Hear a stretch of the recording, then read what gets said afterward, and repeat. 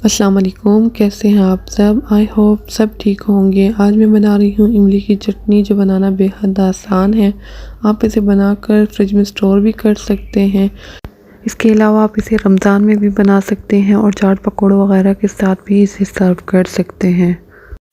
इमली की चटनी बनाने के लिए मैंने 200 ग्राम इमली ली है। इसको एक बाउल में डाल के 1 से 1.5 गिलास पानी इसमें ऐड कर देना है और इसको सोक कर देना है।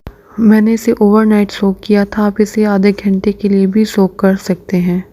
सोक करने के बाद इसको एक स्ट्रेनर में डाल लेना है। नीचे एक बाउल रख के इसको अच्छे तरीके से मैश करते रहना है और उसका एक गाढ़ा सा पल्प निकाल लेना है। इसकी हड्डियों को डिस्कार्ड कर देना है।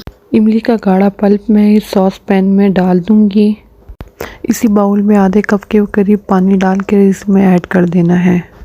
इमली का पल्प बहुत ज़्यादा गाढ़ा होने की वजह से इसमें मैं पानी ऐड कर रही हूँ ताकि ये जले नहीं। इसको बिल्कुल लो फ्लेम पर पकाना है और साथ साथ इसमें चम्मच से इसको मिक्स करते रहना है। पानी डालने के बाद इसको मिक्स करते रहना है और एक उबाल आने तक इसको पकाना है।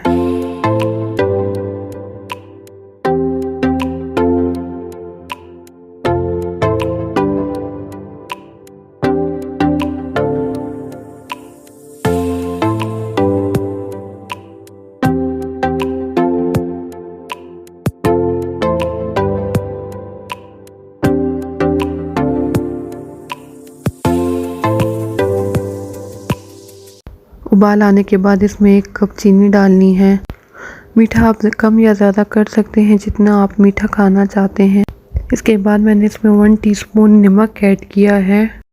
नमक डालने के बाद मैं इसमें रेड चिली फ्लेक्स ऐड कर रही हूँ 1.5 टीस्पून। आप इसमें रेड चिली पाउडर भी यूज़ कर सकते हैं। इसके बाद इसमें मैं 2 से 2.5 चम्मच सिरका ऐड कर रही हूँ। सिरका जो है प्रिजर्वेटिव का काम करता है, यानी कि ये जो है इससे चटनी ख़राब नहीं होगी और आप आराम से इसको इस्तेमाल कर सकेंगे। इसके बाद इसमें मैं ज़ीरा ऐड कर दूंगी। ज़ीरा मैंने 1 टीस्पून लिया है और इसके बाद इसको मैंने पकाना है। इतना इसको पकाना है कि ये गाढ़ा हो जाए। स्पाइसेस आप अपनी मर्ज़ी के मुताबिक कम या ज़्यादा कर सकते हैं, लेकिन जो मैंने इसमें स्पाइसेस वगैरह ऐड किया है तो ये नॉर्मल है, यानी कि बिल्कुल ना ही ज़्यादा मीठा है ना ही ज़्यादा कड़वा है, यानी नॉर्मल चटनी है। इसको गाढ़ा होने तक पकाना है और कंटिन्यूसली इसमें चम्मच से इसको मिक्स करते रहना है। साथ साथ आपने देखना है कि आपको ये कितना गाढ़ा चाहिए। मैंने इसको तकरीबन 15 से 20 मिनट तक गाढ़ा होने तक पकाया है। ये गाढ़ा होना शुरू हो चुका है। आप देख लें कि आपको कितना गाढ़ा चाहिए या आपको और कितना इसको पकाना है। इसको पकाते हुए बहुत ज़्यादा थिक नहीं करना, क्योंकि जब ये ठंडा हो जाएगा तो ये मज़ीद थिक हो जाएगा। बहुत से लोग इसमें फूड कलर का इस्तेमाल भी करते हैं, लेकिन मैं इसमें फूड कलर का इस्तेमाल नहीं कर रही। मैं इसको एज इट इज़ ही रखना चाहती हूँ। अगर आप इसमें फूड कलर का इस्तेमाल करना चाहते हैं तो इसमें 1 पिंच या ½ टीस्पून के करीब इसमें आप फूड कलर ऐड कर सकते हैं।